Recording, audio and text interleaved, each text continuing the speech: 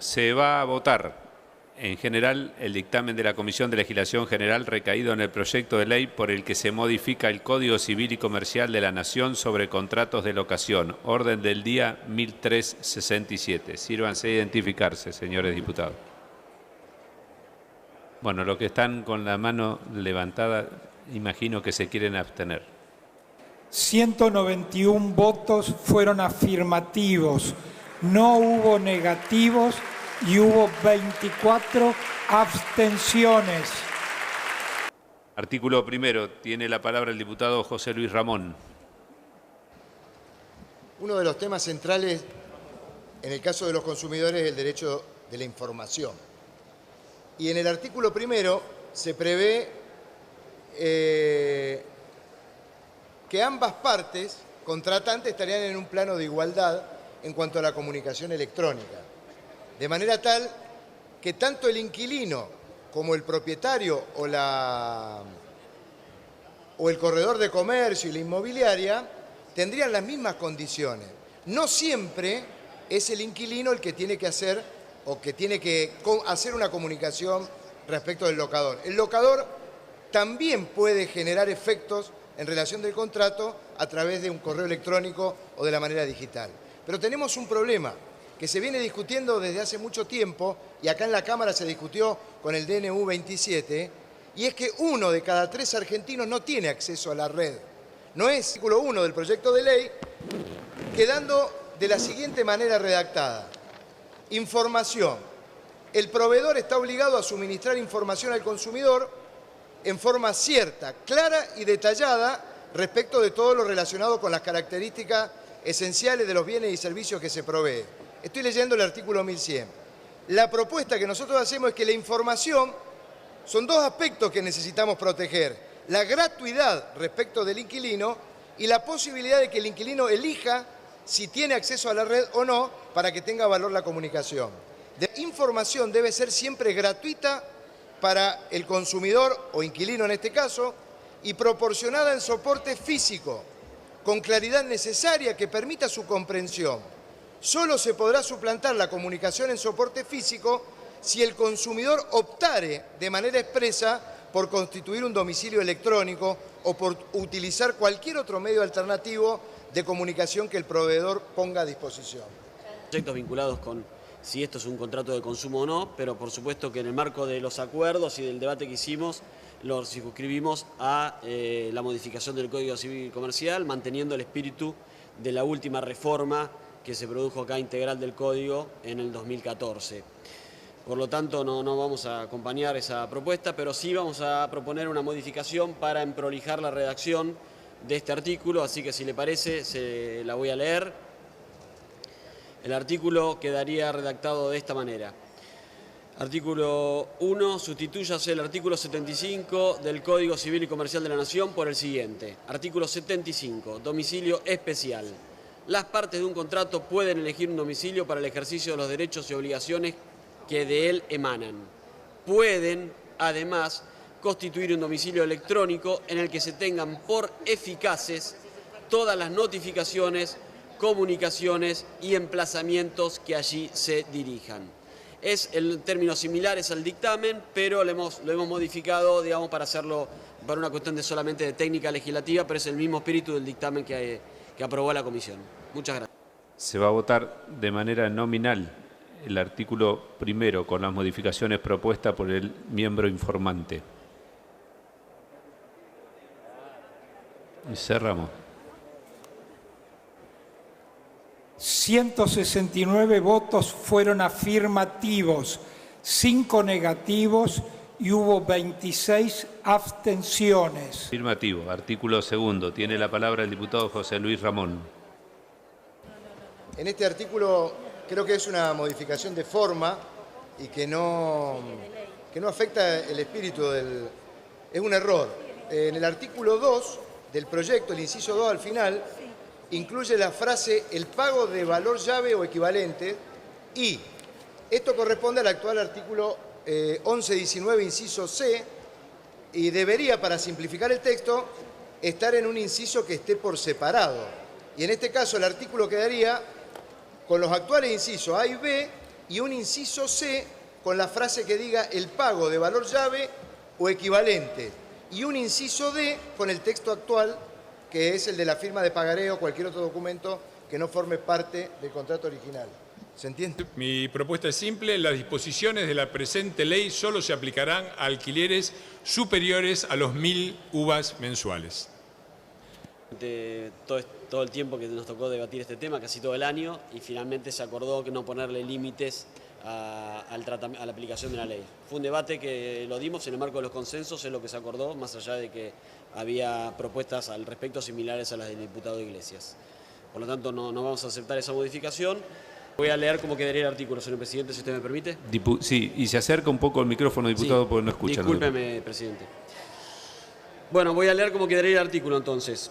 Artículo 2. Sustitúyase el artículo 1196 del Código Civil y Comercial de la Nación por el siguiente. Artículo 1196. Locación habitacional.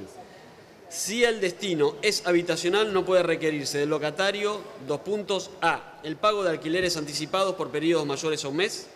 B. Depósitos de garantía o exigencias asimilables por cantidad mayor del importe equivalente al primer mes de alquiler. El depósito de garantía será devuelto mediante la entrega de una suma equivalente al precio del último mes de la locación, o la parte proporcional en caso de haberse efectuado un depósito inferior a un mes de alquiler. El reintegro deberá hacerse efectivo en el momento de la restitución del inmueble. En el caso de existir alguna deuda por servicios públicos domiciliarios o expensas, correspondientes al periodo contractual y que al momento de la entrega del inmueble no hubiese sido facturada, puede acordarse su pago tomando al efecto los valores del último servicio o expensas abonado, o bien el locador puede retener una suma equivalente a dichos montos como garantía de pago. En este último caso, una vez que el locatario abone las facturas remanentes, debe presentar las constancias al locador, quien debe restituir de manera inmediata las sumas retenidas. Punto y coma, inciso C es el que vamos a agregar, que es la propuesta del diputado Ramón, el pago de valor llave o equivalentes, punto y coma. Y el inciso D quedaría redactado así: la firma de pagarés o cualquier otro documento que no forme parte del contrato original. Así quedaría. Miembro informante, resulta afirmativo. Artículo 3º. Tiene la palabra el diputado Lipovetsky. Gracias, presidente. Aquí solamente es modificar un tiempo verbal donde dice considerará, hay que reemplazarlo por considera, nada más. Artículo 4º. Tiene la palabra el diputado Gabriel Frisa. Gracias, presidente. Lo expliqué brevemente cuando hice uso de la palabra. Hay un universo muy importante en la provincia de Córdoba en general, en mi zona en particular, del departamento Colón, en donde los alquileres son temporarios y por una especialización educativa o laboral, que normalmente son 1.000 familias que anualmente llegan y hacen uso de los contratos de alquiler. Y esos cursos de capacitación no superan normalmente el año, con lo cual estamos elevando el costo inicial de todos los impuestos que genera los contratos de alquiler, pero también el costo inicial del alquiler por acortar los tiempos, y más allá que la ley prevenga que lo pueden dar de baja con 90 días de anticipación, lo mismo el valor inicial se incrementa. Con lo cual, lo que propongo es agregar un inciso E que dice habitación con muebles que se arrienden con fines de capacitación especial, si el plazo del contrato, de los contratos consecutivos, supera los 12 meses, se presume que no fue hecho con esos fines. Es lo mismo que se hizo en el caso del turismo, pero para el caso de la capacitación. Como dije, Gendarmería Nacional es un claro ejemplo de eso. Esta es la problemática que describe el diputado Frisa, que le agradecemos la propuesta. Hoy existe también, porque hoy el plazo mínimo de alquiler es de 2 años, en la ley actual nosotros lo estamos extendiendo a 3, por lo tanto en los casos de alquileres más cortos esa problemática también existe. Justamente por eso lo que hemos incorporado, y lo que estamos dictaminando en el día de hoy, votando en el día de hoy, es un artículo que permite que si el inquilino notifica con 90 días de anticipación la voluntad de rescindir el contrato, se evita el pago de la multa que ya el Código Civil establece para la rescisión por parte del inquilino. Por lo tanto, estaríamos resolviendo esa situación, digamos, de un costo que tiene el inquilino que decide alquilar por menos tiempo por una cuestión de estudio, como describía el diputado Frisa, se evita el pago de la multa, cosa que hasta la ley vigente eso no ocurriría. Por lo tanto, nos parece que no es necesario digamos, incluirlo como una cuestión específica, sino que dejamos la posibilidad de que el inquilino que quiera rescindir antes, si notifica con 90 días de anticipación, lo puede hacer sin pagar la multa que establece hoy el Código Civil. Por lo tanto, no vamos a aceptar la modificación, más allá de que vamos a proponer una modificación del inciso B solamente, que es respecto a los tiempos verbales, así que lo voy a leer como quedaría. Inciso B. Habitación con muebles que se arrienden con fines de turismo, descanso o similares. Si el plazo del contrato o de los contratos consecutivos supera los 3 meses, se presume que no fue hecho con esos fines. El resto, sin modificaciones. Gracias. Artículo 5º. Tiene la palabra el diputado José Luis Ramón. En este artículo hay una quita de derechos. Nosotros proponemos que se haga un agregado al artículo 5, que es el que modifica el artículo 1201, que establece lo siguiente: actualmente rige este derecho para los inquilinos. Nosotros proponemos que se agregue de la misma manera que está en la ley actual y que quede redactado de la siguiente manera, como agregado en el párrafo final. Si al efectuar la reparación o innovación se interrumpe o turba el uso y goce convenido, el locatario tiene derecho a que se reduzca el canon temporariamente en proporción a la gravedad de la turbación o según las circunstancias a resolver el contrato. Es un derecho que hoy tienen los inquilinos en la ley actual. Y como esto sería una variación que le otorga un derecho al propietario, yo pido que se haga este agregado en este artículo número 5. Y que, como significa una quita de derecho el no estar este agregado, también la votación nominal, señor presidente. Y que la voy a leer, si le parece, que es en el segundo párrafo solamente del artículo 1201, que es el que estamos modificando. Voy a leer cómo quedaría ese segundo párrafo. En caso de negativa o silencio del locador ante un reclamo del locatario debidamente notificado, para que se efectúe alguna reparación urgente, el locatario puede realizarla por sí, con cargo al locador, una vez transcurridas al menos 24 horas corridas contadas a partir de la recepción de la notificación. Perdón, y en el siguiente párrafo estamos modificando y en vez de decir el locatario deberá, debe decir el locatario debe. Son las únicas dos modificaciones que proponemos al artículo 1201.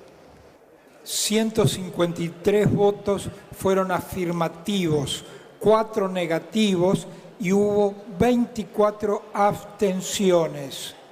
Artículo 6º tiene la palabra el diputado Daniel Lipovetsky. Gracias, presidente. Son solamente dos cuestiones de forma. Vamos a reemplazar la palabra motivos por causas y después donde dice el locatario se viese impedido, dice el dictamen, va a decir se ve impedido de usar o gozar de la cosa. Son las únicas modificaciones.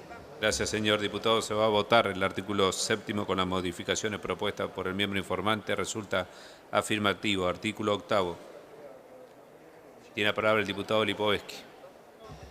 Gracias, presidente. En el mismo sentido, son solo términos verbales, donde dice solo podrá establecerse que estarán a cargo del locatario, debe decir, vamos a modificarlo y vamos a proponer que diga solo puede establecerse que estén a cargo del locatario, el resto sin modificaciones.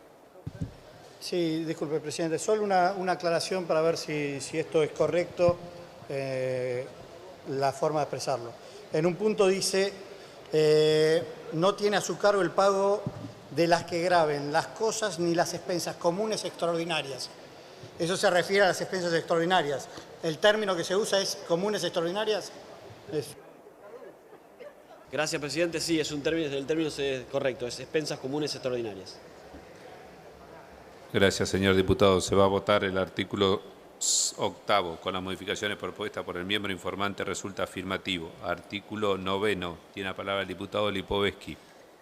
Gracias, presidente. Acá vamos a hacer alguna modificación al artículo entero, sí que voy a proponerlo como quedaría redactado para que no haya dudas en la versión taquigráfica. Bien. Artículo 9. Sustitúyase el artículo 1221 del Código Civil y Comercial de la Nación por el siguiente. 2 puntos. Artículo 1221. Resolución anticipada. El contrato de locación puede ser resuelto anticipadamente por el locatario. 2 puntos. A. Si la cosa locada es un inmueble y han transcurrido 6 meses de contrato, debiendo notificar en forma fehaciente su decisión al locador con al menos un mes de anticipación. Punto.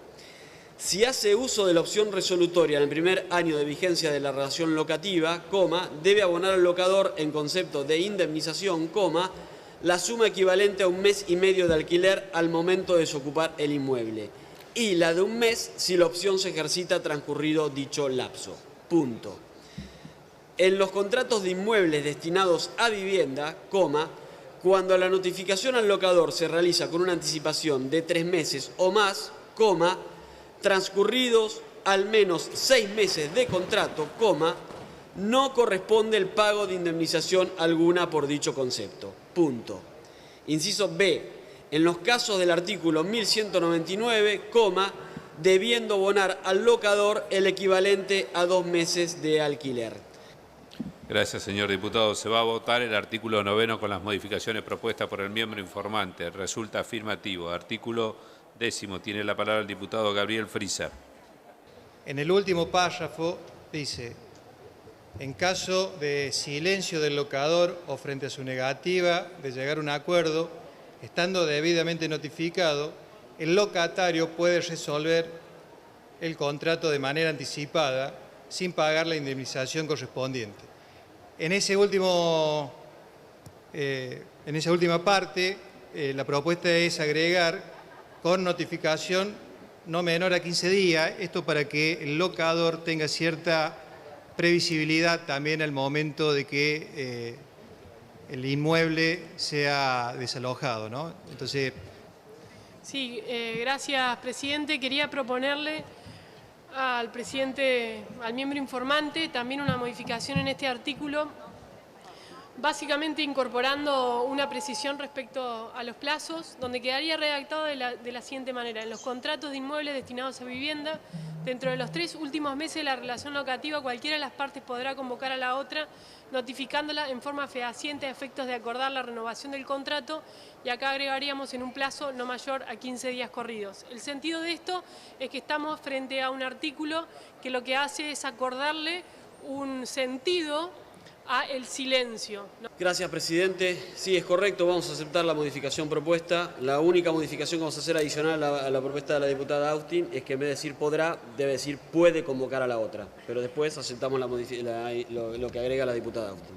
¿Y la propuesta del diputado Frisa? Es en los mismos términos, es similar. Bueno, se va a votar el artículo 10 con las modificaciones aceptadas por el miembro informante. Resulta afirmativo. Artículo 11. Tiene la palabra el diputado Fernando Iglesias. La modificación que propongo es la siguiente. Las acciones de desalojo de inmuebles afectados por la presente ley y de los inmuebles usurpados se sustanciarán por el procedimiento establecido por el Código Procesal Civil y Comercial de la Nación para el juicio sumarísimo.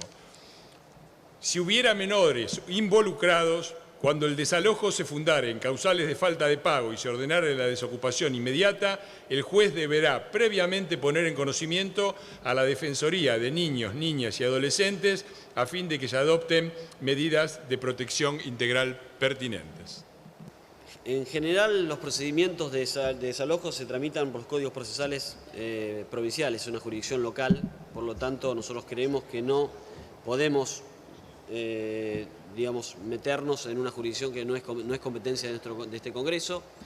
Por lo tanto, no vamos a aceptar la propuesta. Entendemos el espíritu del objetivo, pero lamentablemente es una competencia local y no nacional. Pero sí vamos a modificar los términos verbales del artículo 11, que modifica el artículo 1222 del Código Civil y Comercial, en el sentido de que en el segundo párrafo, donde dice que en el contrato por el locatario se tiene por válida, en vez de decir se tendrá, como decía antes. Después en el siguiente párrafo donde dice cumplido el plazo previsto en el primer párrafo de este artículo o habiéndose verificado la extinción de la locación por cualquier motivo, coma, el locatario debe restituir la tenencia del inmueble locado. Punto.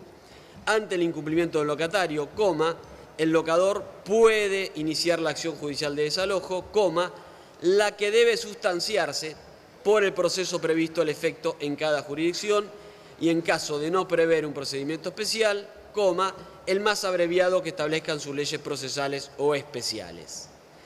En ningún caso el locador puede negarse a recibir las llaves del inmueble o condicionar la misma, coma, sin perjuicio de la reserva por las obligaciones pendientes a cargo del locatario. Punto. En caso de negativa o silencio frente al requerimiento por parte del inquilino, a efectos de que se le reciba la llave del inmueble, coma, éste puede realizar la consignación judicial de las mismas, coma, siendo los gastos y costas a cargo del locador. En ningún caso, punto, ¿no? En ningún caso se adeudarán alquileres ni ningún tipo de obligación accesoria y el artículo sigue como estaba en el dictamen. Gracias, señor diputado. Se va a votar el artículo 11 con las modificaciones propuestas por el miembro informante. Resulta afirmativo. Artículo 12. Tiene la palabra el diputado Jorge Enríquez. En el artículo 12, infine, dice, en las locaciones de inmuebles, la intermediación solo podrá estar a cargo de un corredor profesional matriculado. Me parece que habría que incorporar la especificidad de los corredores como corredores inmobiliarios a fin de evitar la confusión que se puede plantear con otros corredores matriculados que ejercen también el corretaje, pero que no están capacitados por el tema justamente de que los colegios inmobiliarios dan una capacitación especial, por caso el de la Ley 2340 de la Ciudad Autónoma de Buenos Aires. Gracias, presidente. En este artículo, en donde sí hay connotaciones de derecho público provincial y que en principio, al ser una legislación de fondo, tenemos que tener mucho cuidado al hablar de las incumbencias profesionales. En primer punto, lo que vamos a proponer es, en el primer párrafo, cuando se habla si solo interviene un corredor, todas las partes le deben comisión, habría que pensar si también ahí se incluye el término honorarios, comisión y honorarios, que lo dejo planteado. Pero lo que más me interesa en este artículo, y algo relacionado con lo que dijo el diputado preopinante, pero en un sentido de mayor especificidad, voy a proponer una modificación en los términos de resguardar las jurisdicciones provinciales en lo que hacen las incumbencias profesionales en la intermediación de la venta de la locación de inmuebles. En ese aspecto entendemos que hay provincias que no tienen colegios profesionales de corredores, por lo tanto, el caso de Catamarca, el caso de La Rioja, en otras provincias hay una discusión entre quién tiene esa potestad, por lo tanto, para no entrar en una legislación de fondo que afecte esas autonomías provinciales, proponemos la siguiente redacción. En las locaciones de inmuebles, la intermediación solo podrá estar a cargo de un profesional matriculado para ejercer el corretaje inmobiliario conforme la legislación local. Con lo cual queda aclarado allí que son las legislaciones provinciales las que determinan quién va a ser el profesional y con qué título el que puede ejercer el corretaje inmobiliario. Esa es la propuesta, señor presidente. Gracias. Sí, es atendible lo planteado por los diputados Enríquez y el diputado Brugue, por lo tanto vamos a aceptar la redacción del diputado Brugue respecto al segundo párrafo del artículo 1351, no así lo de introducción del tema de honorarios, porque estamos hablando de un artículo que no solamente se refiere a los corredores inmobiliarios, sino a los corredores en general, por lo tanto vamos a mantener el espíritu del Código Civil y Comercial de la Nación, que habla solamente de comisión. Por lo tanto, el primer párrafo quedaría en la redacción tal cual está en el dictamen y el segundo párrafo quedaría con la redacción propuesta por el diputado Brugue. Bien, gracias, señor diputado. Se va a votar el artículo 12 con las modificaciones aceptadas por el miembro informante. Resulta afirmativo. Sí, gracias, señor presidente. Estamos acá con el tema de las garantías.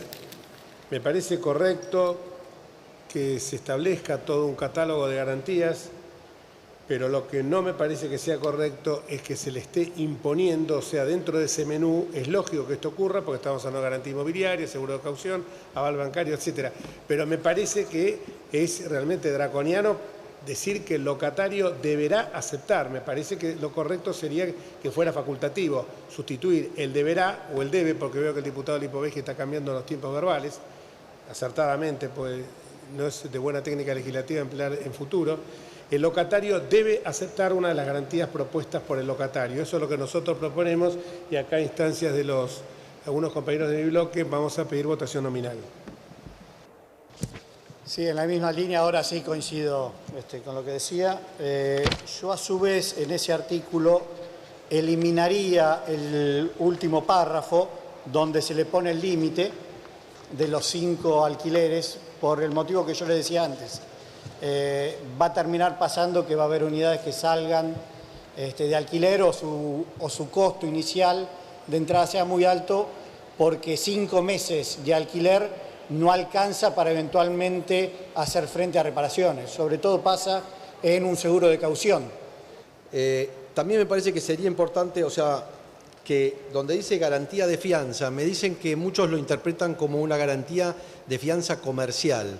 Creo que quizás, para el miembro informante, quizás si aclaramos garantía de fianza o fiador solidario.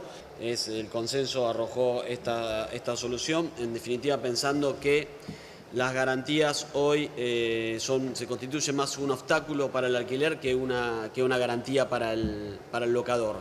Y además el objetivo de la garantía en definitiva no es cubrir el valor entero de un departamento, porque claramente incluso hoy con los títulos de propiedad que se exigen como método usual, ese título de propiedad ni siquiera sirve como una garantía porque puede no servir porque ese inmueble no queda obstaculizado para una venta posterior. Por lo tanto, en definitiva, es más darle alguna seguridad al locador, pero en definitiva no cumple el rol que estaría buscándose y en definitiva termina transformándose en un obstáculo. Lo voy a leer.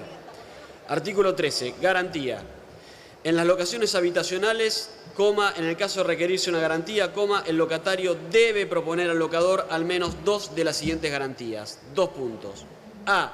Título de propiedad inmueble. Punto y coma. B. Aval bancario. C. Seguro de caución. D. Garantía de fianza o fiador solidario. E. Garantía personal del locatario, que se documenta con recibo de sueldo, certificado de ingresos o cualquier otro medio fehaciente. En caso de ser más de un locatario, deben sumarse los ingresos de cada uno de ellos a los efectos de este artículo. Punto. El locador no puede requerir una garantía que supere el equivalente a 5 veces el valor mensual de la locación, salvo que se trate del supuesto previsto en el inciso E, en el cual puede elevarse dicho valor hasta un máximo de 10 veces. Punto. Bajo tales condiciones, el locador debe aceptar una de las garantías propuestas por el locatario. Punto. En los supuestos de los incisos B, C y D, la reglamentación debe establecer los requisitos que deben cumplir las personas que otorgan estas garantías, así como las características y condiciones de las mismas. A ver, presidente, de vuelta, yo en ningún momento pido que sea el equivalente al valor del departamento, sino que sea un valor acorde a que eventualmente las garantías puedan cubrir daños que se puedan efectuar en la unidad. Por eso digo, o subirlo o eliminarlo, o al menos subir la cantidad de meses, que por lo menos sea el representativo a la mitad del contrato, porque 5 meses es un tiempo muy corto que de vuelta no llega a cubrir, con los costos que hay hoy de construcción, de materiales, no llega a cubrir las reparaciones mínimas. Y las garantías justamente sirven para eso, para cubrir los daños. En eso no coincido con lo que dice el diputado Lipovetsky. Y en el caso de garantías personales, quizás le podría agregar un párrafo donde, en caso de cambiar las condiciones laborales o de ingresos, el locatario deberá informar y sustituir la garantía de acuerdo con el locatario, con el locador. Gracias, señor diputado. El diputado Graña tiene la palabra. Gracias, presidente. No, sí, la verdad que resulta interesante la apertura del debate que propone el diputado Lavagna, aunque uno no esté de acuerdo, porque lo hemos trabajado y debatido mucho en la comisión. Lo hemos debatido no solamente entre los bloques, sino con las organizaciones de inquilinos, con las organizaciones de corredores inmobiliarios, con los propietarios, y lo que hemos logrado a esta altura es un consenso muy complejo, Entiendo que hay preocupaciones, como se vienen planteando por muchos diputados, pero que deben entender también los diputados que el consenso llegado hoy es un consenso de un debate de 4 años. Obviamente, para nadie esta ley es perfecta, seguramente es perfectible, pero esta es la ley que hemos logrado consensuar hasta este momento. Y en ese fino caminito que nos deja esto, tratar de transitar un proyecto de ley que no avasalle ninguno de los dos derechos. Creo que el planteo del diputado Labaña es algo que debemos tener en consideración. Estamos hablando nada más ni nada menos de cómo preservamos la propiedad privada en una situación de alquiler.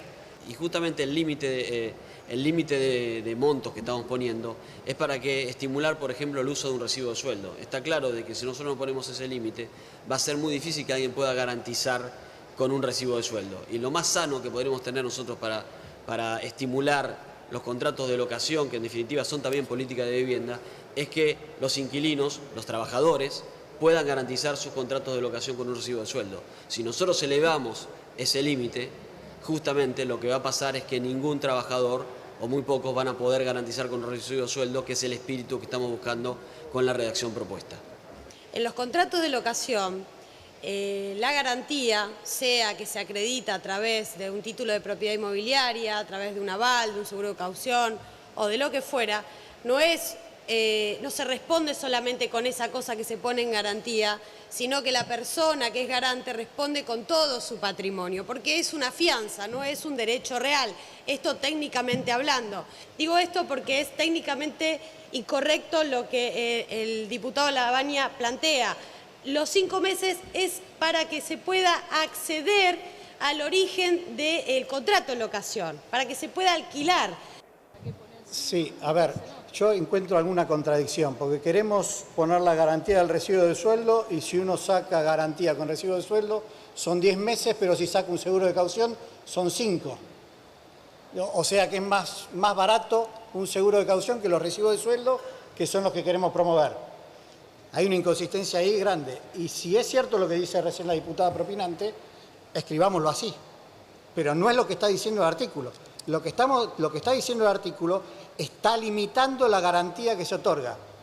Si no, uno tiene que terminar en un juicio que me parece que es más contradictorio, o más largo, más costoso para el locatario, para el locador, para ambos. Pero si ese es el espíritu, como dijo recién la diputada, busquemos una redacción que diga eso. Y yo en eso estoy de acuerdo. Creo que hay una confusión con el tema de garantías. Las garantías son personales o reales. Escuché recién que se hablaba del título de propiedad.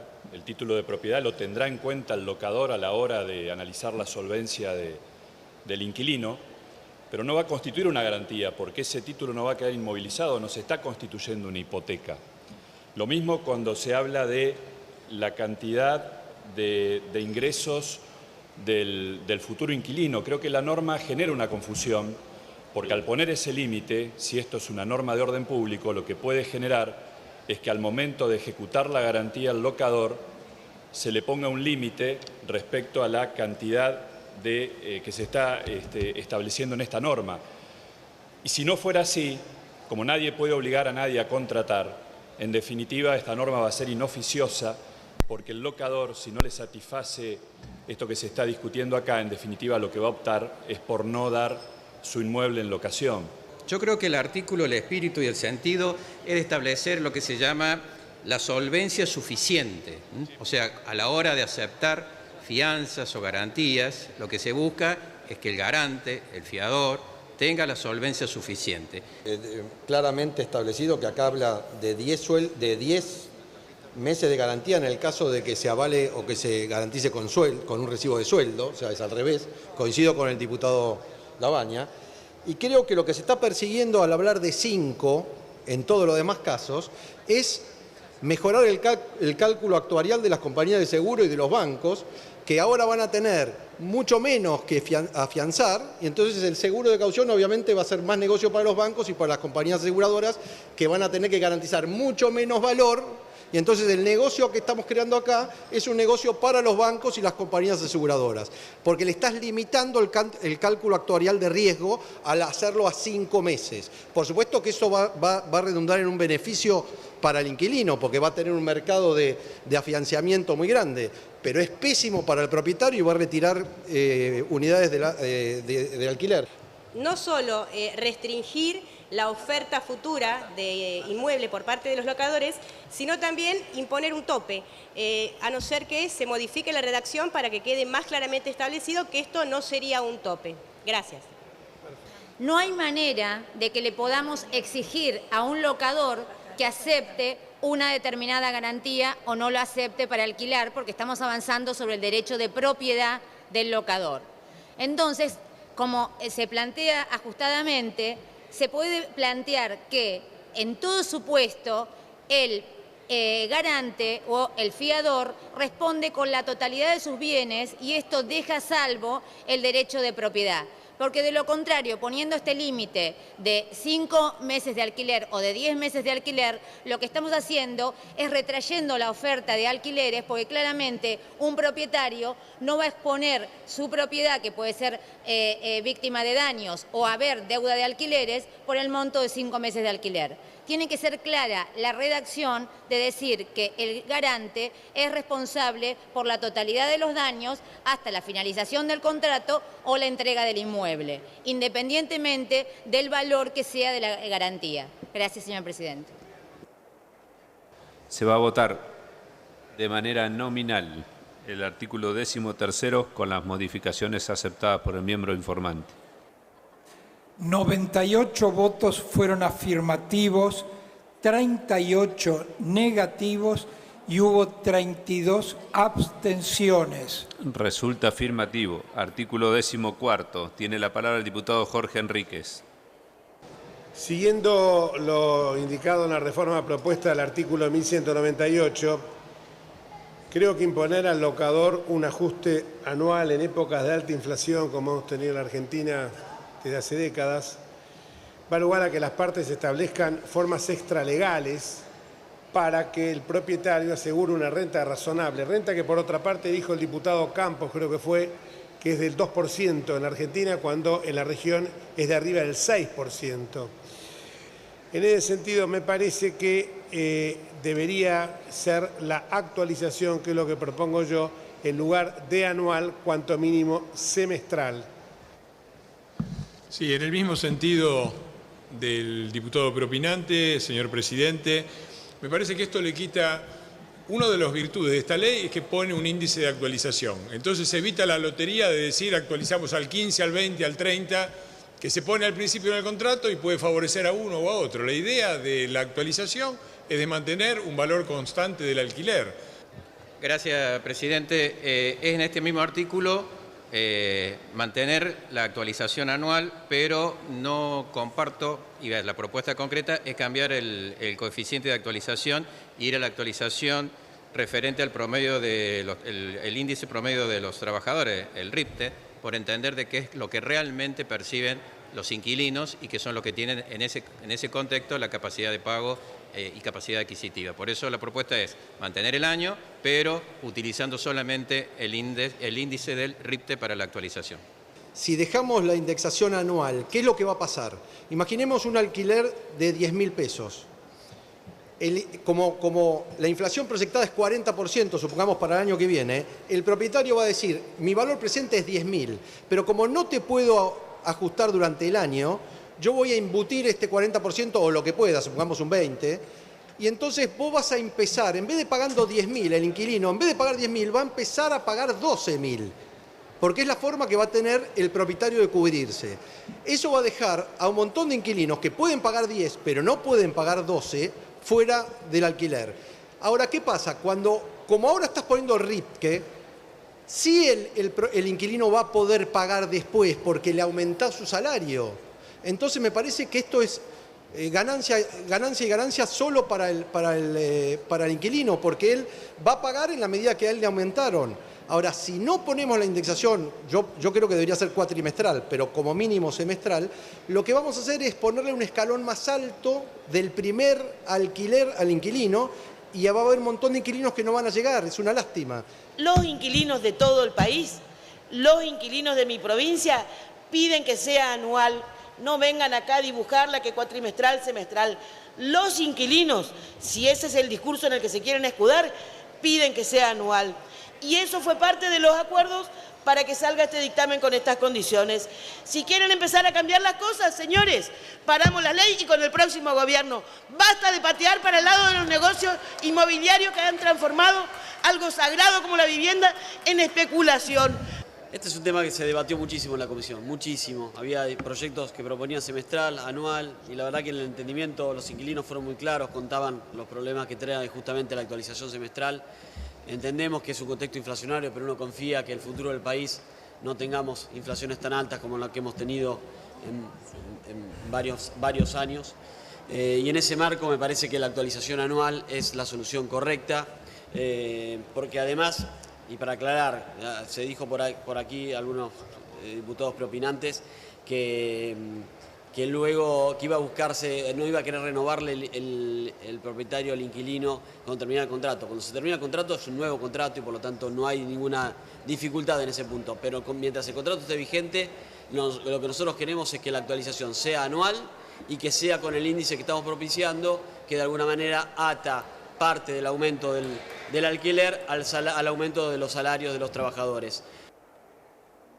96 votos fueron afirmativos, 18 negativos y 44 abstenciones. Resulta afirmativo. Artículo 15º. Gracias, presidente. Son solamente modificaciones en tiempos verbales, donde dice deberá, debe reemplazarse por debe. Hay dos veces donde dice deberá, se reemplaza por debe. Si quiere se lo leo, sería donde dice el locatario deberá intimarlo, debe decir el locatario debe intimarlo, y donde dice al vencimiento del plazo estipulado en la notificación, coma, donde dice deberá, debe decir debe proceder a la consignación judicial. Gracias. Artículo 16º. Segundo párrafo del artículo dice: cuando se inicia acciones judiciales a causa de la ejecución de un contrato de locación, previo a correr traslado de la demanda, el juez deberá informar. Me parece que no corresponde que una demanda esté supeditada a que un juez haga una información. En todo caso, eso se le aplica a cualquier demanda que haya en el fuero mismo económico. Me parece que lo que habría que hacer es eliminar ese párrafo y que directamente quede el resto redactado, que tiene que estar registrado, que las partes pueden denunciarlo cualquiera sea, pero no condicionar la demanda judicial a una información que no corresponde. En todo caso, es parte de la información que se tienen que transmitir naturalmente entre la AFIP y los juzgados.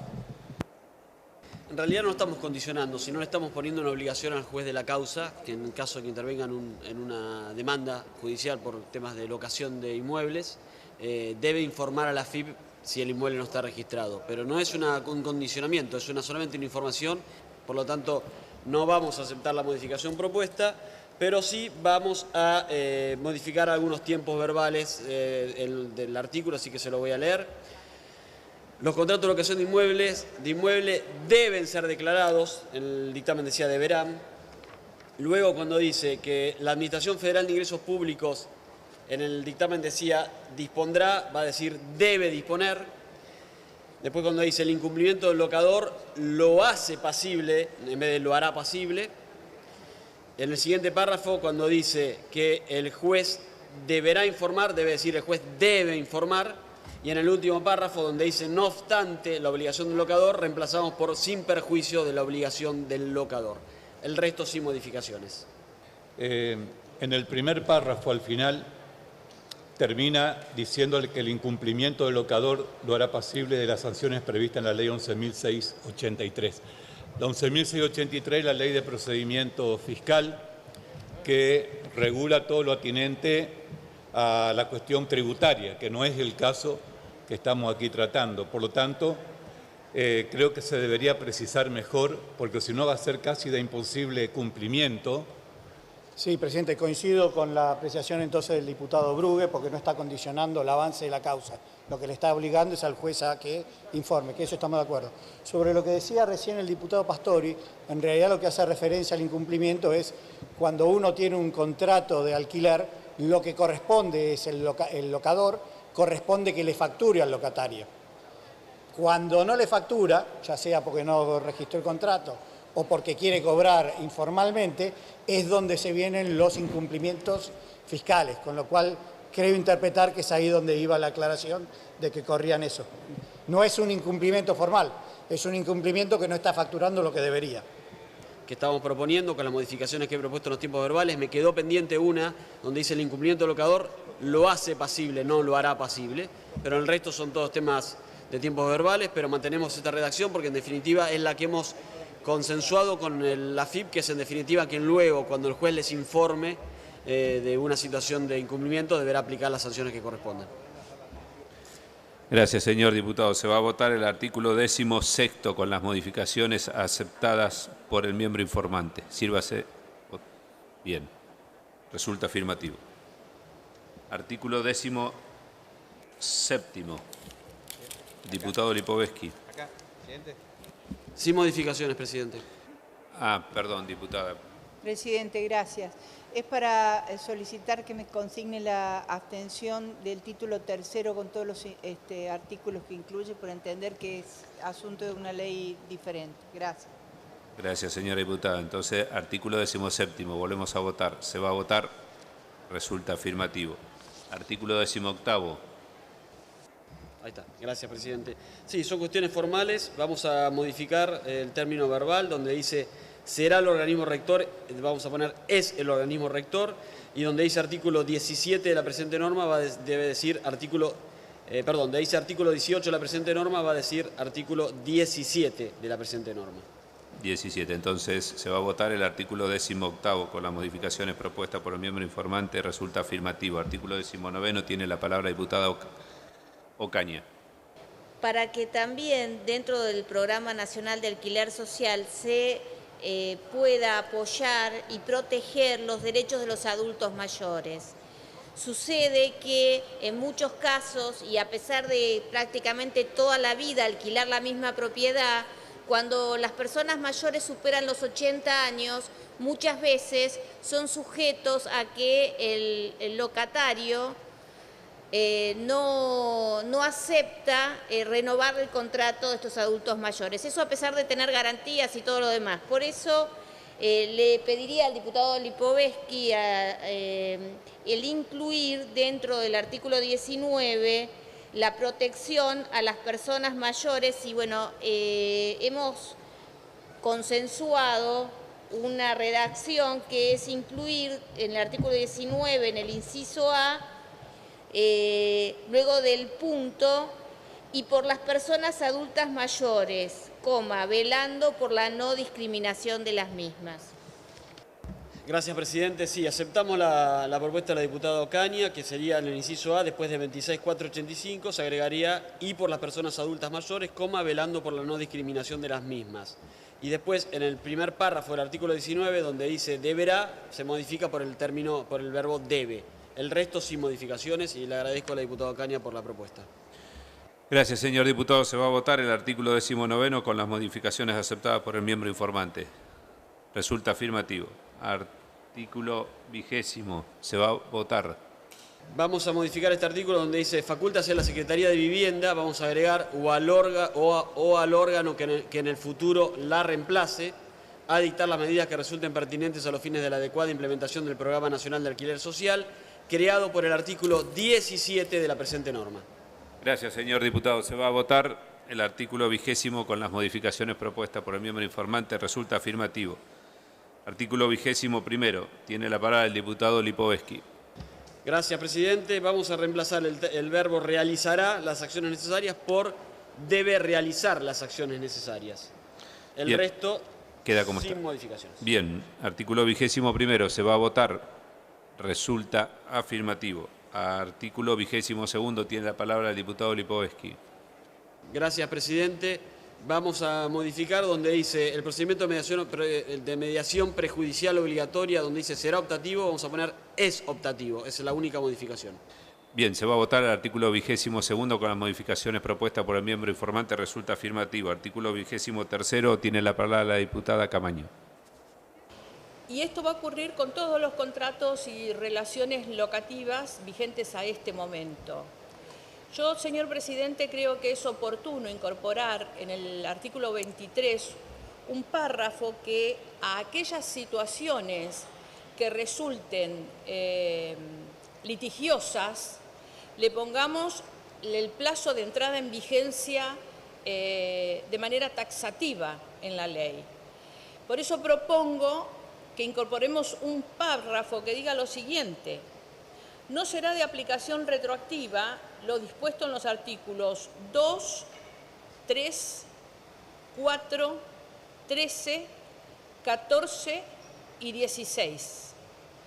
En caso de no hacerlo, señor presidente, nosotros estaríamos actuando en desmedro de la autonomía, de la voluntad y de la buena fe de las partes, que son elementos sustanciales en un contrato, tales como, por ejemplo, la duración, el precio, el eximir también al locador de tener que dar cumplimiento de una demanda que la ley no establecía en el momento de celebrarse el contrato. O sea, me parece que en salvaguarda de esta situación y a los efectos de evitar que la ley, en lugar de ser un proceso de resolución de conflictos, se transforme en un proceso de litigios, deberíamos hacer correr los tiempos de aquí para adelante y no en los contratos ya firmados. En realidad, la ley es aplicable a los contratos que se celebren a partir de la entrada en vigencia de la ley.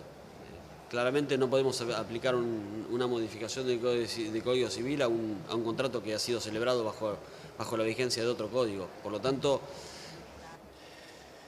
podríamos agregar, digamos, la disposición del presidente de ley entrará en vigencia el día siguiente de su publicación en el Boletín Oficial de la República Argentina y será aplicable a los contratos que se celebren a partir de su entrada en vigencia. Se va a votar el artículo 23º con las modificaciones aceptadas por el miembro informante. Resulta afirmativo, artículo 24º de forma se comunicará al Honorable Senado.